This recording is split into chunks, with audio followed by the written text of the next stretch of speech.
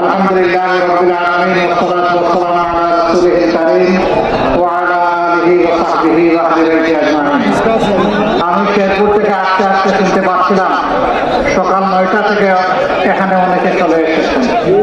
যদি তাই হয় তাহলে পাঁচটি বৃন্দ, শহীদ পরিবারের সদস্যবৃন্দ,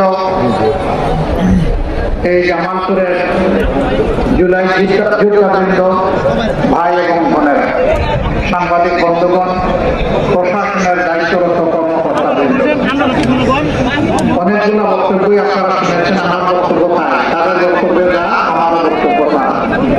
তারপরেও যেহেতু দাঁড়িয়েছি, দুই একটা কথা বলে বিদায় নিই।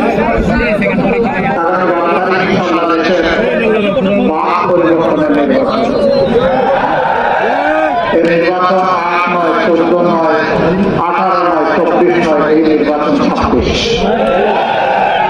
এই নির্বাচন 1400 শহীদের রক্তের উপর দাঁড়িয়ে নির্বাচন।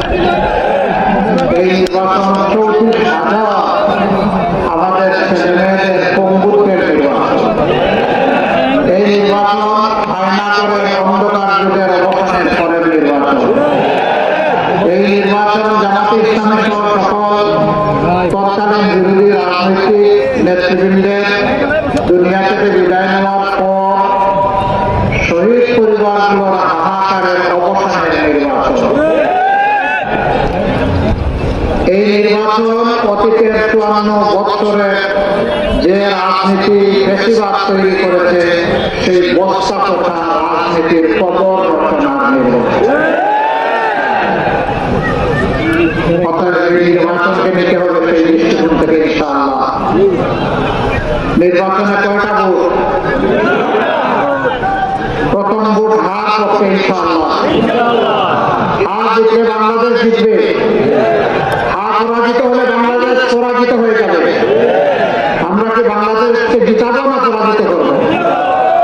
ধন্যবাদ আপনাদেরকে। হার মানে আজাদি, না মানে গুলামি।